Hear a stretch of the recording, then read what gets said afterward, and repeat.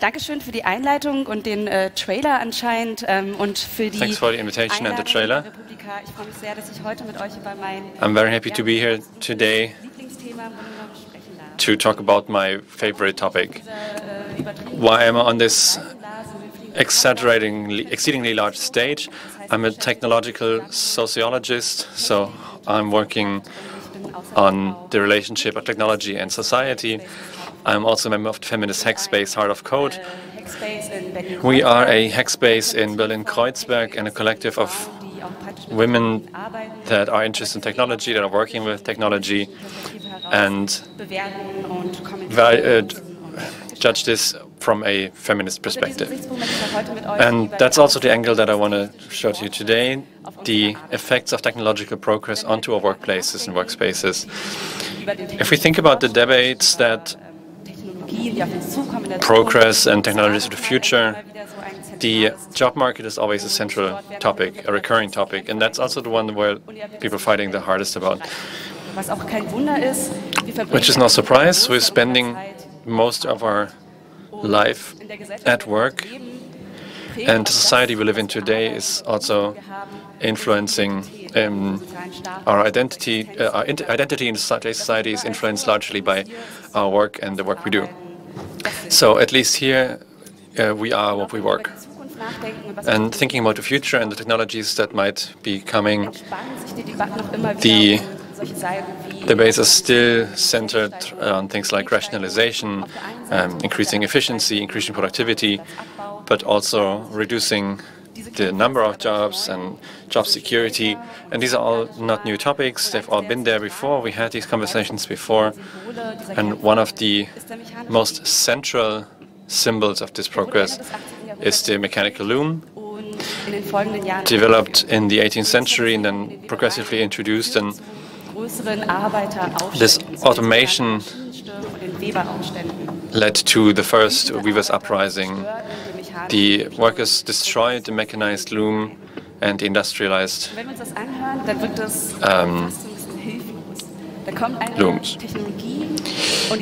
So it seems a little like a reaction born out of helplessness. We get automation and then the workers destroy it. But they were not protesting technology in itself, but how this technology was used. So, in effect, reduction of workforce, cheaper workers that are in direct competition with them. And they were demonstrating and protesting against the worsening job conditions. Would mean that technical progression is undemocratic. It depends on our social status or status in a company. It depends on our gender. After the uprising of the weavers, there were organizations which blocked women, which allowed women to allow the industry because they were cheaper. So the weaver mill is part of the technology we also see today. And now we have, for example, artificial intelligence taking our workforce away. And it seems that all of these technologies influence us very strongly. And the point I would like to make is that technical progression does not have a social cultural identity in itself. It is being formed by the social part. If we want to change the influence of the technology, we have to ask about social questions. We have to ask ourselves which values are programmed into the machines, which premises do we have, which influence do they have regarding our age or origin or gender and so on. Who develops the technologies, what interests, and so on. There are a lot of questions which are not about the technology, but about the social status.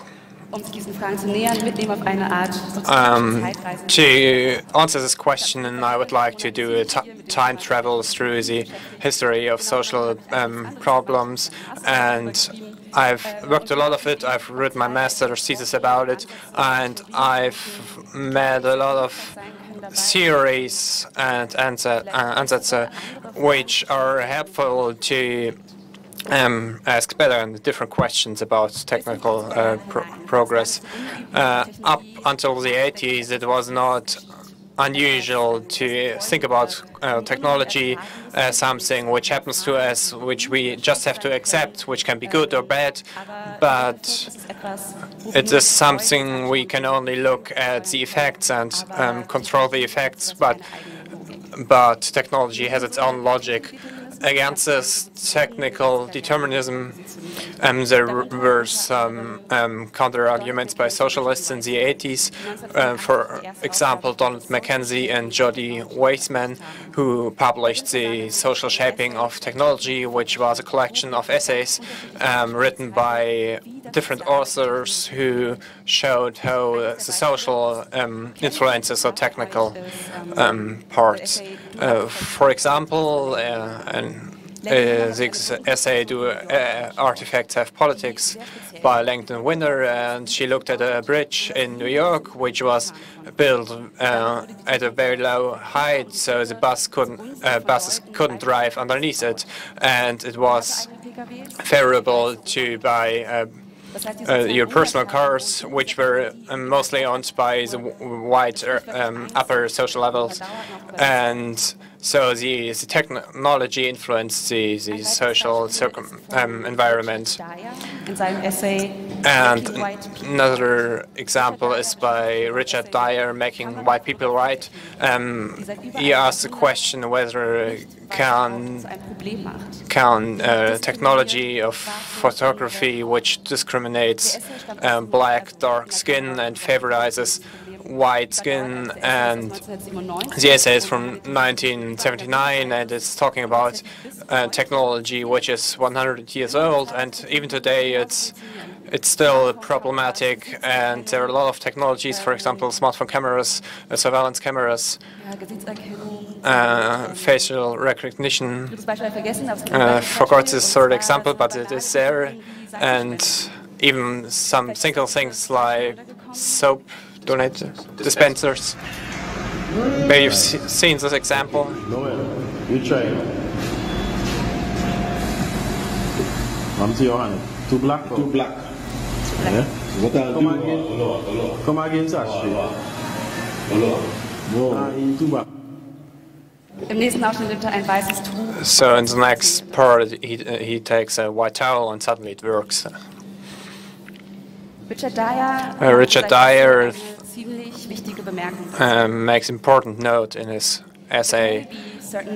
It may be certainly worse that true photo and film apparatuses have seemed to work better with light-skinned people, but that is because they were made that way, not because they could be no other way. And of course, soap dispensers don't have to discriminate against darker skin. There are alternatives. Of course, there are camera technologies we could build, but the question is which problems are regarded as important, which problems are made visible, and which problems are solved, and this depends on our status in the society. And not the technologies themselves. So what do we think about when we think about technology? Server farms, factories, computers, cable messes.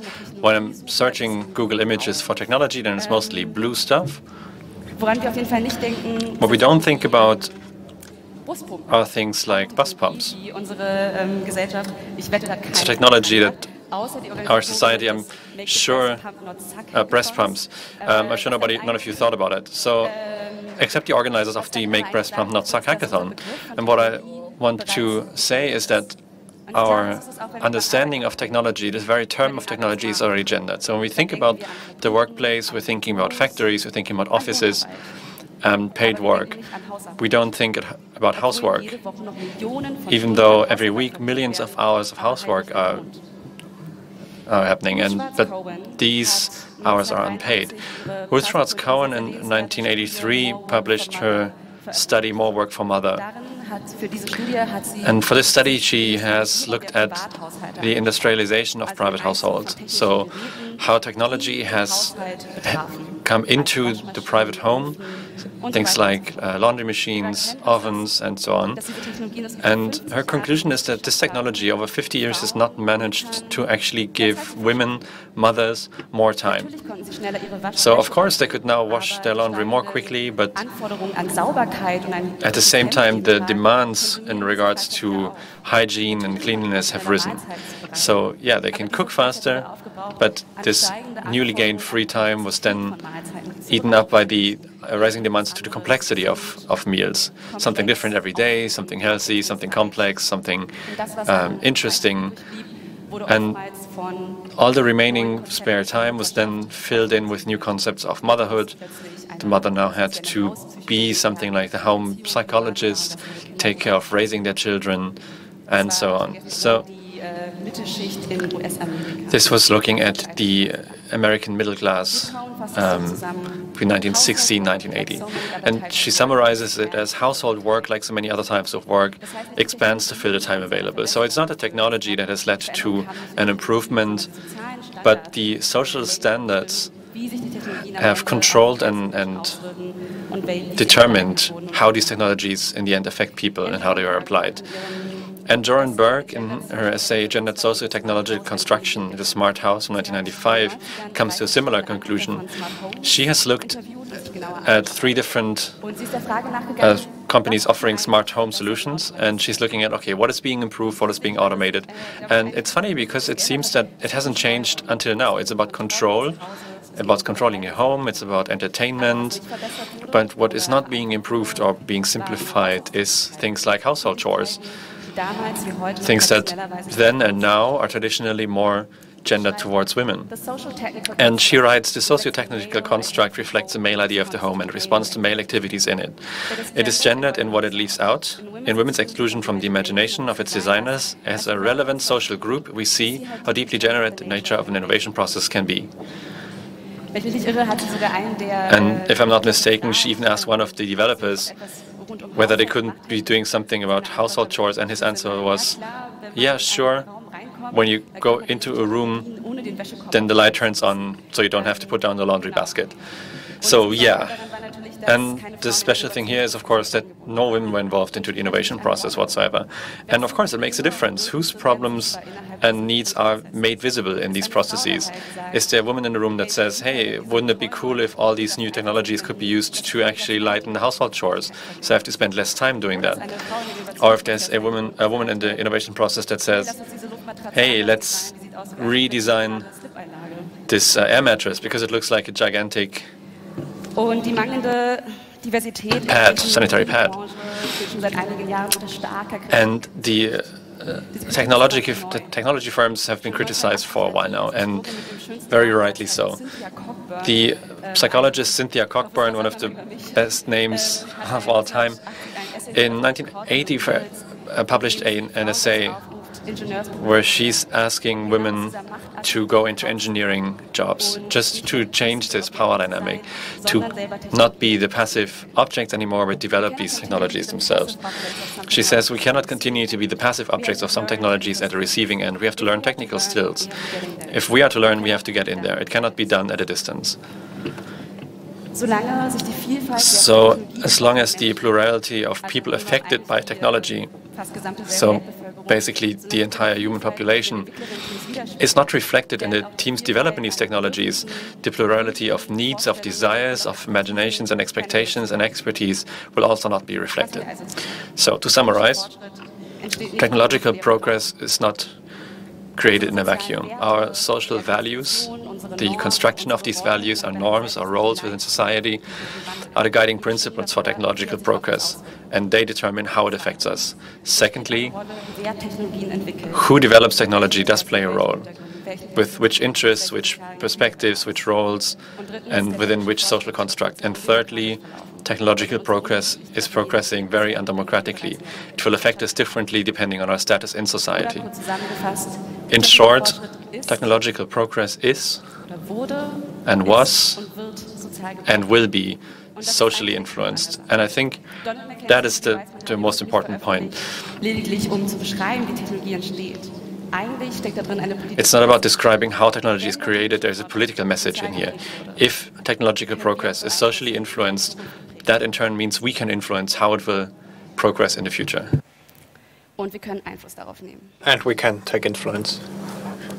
Was hat das alles mit dem Arbeitsmarkt? What does this all have to do with the workplace of tomorrow? Welche Folgen der Arbeitsmarkt? First, the influence of the technology on the workplace is not a law of nature. We can influence it, and the digitalization of the workplace has a lot of chances for us, a lot of opportunities for us, and something like combining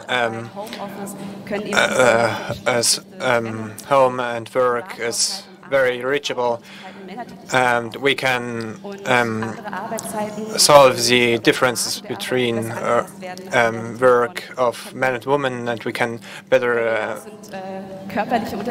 bring together, and a lot of physical problems are no longer relevant in the works we are working in. We don't have to our physical body is not that important, and it can become completely irrelevant. And if the machine take over our work, we all know the theories, maybe can free us up from it and spend it in our spare time and think about redistribution and whether 40-hour work week is reasonable and whether it makes sense. But positive technological progress can only work with social progress. As long as gender equality and redistribution does not have the relevance, we don't can expect a positive technological change, but it can enforce the problems. And I'm convinced that about these questions, feminist critique of technology is important and can give a lot of great answers, because we don't only look at the technological progress but also at the society. So I want to propose how a feminist shaping of technology can look like. And I think we can work with and improve the theories created in the 80s. We should look at technologies with a feminist perspective. There are alternatives for the technologies and which will appear, and we can think about how, where, and by whom the technologies are developed, and we can look at how the technologies influence our social role and our identities we identify with. We should look at the context of the development. If we only look at the effects of technology, we can only be reflective. We cannot. But if we look at the context, at who develops technologies, how can it be that a minority in the world influences how the technology in the future looks like? And third point is that technology meets society and can enforce social problems, and we can't hope for technological solutions in the capitalism we are living in. The problem is not artificial intelligence, it's not automation, it's not. The problem is sexism in the workplace, sexism and equal chances and static gender roles. The problem is sexism in the workplace and racism. And the problem may also be capitalism based on inequity and exploitation. Inequity and exploitation, and we should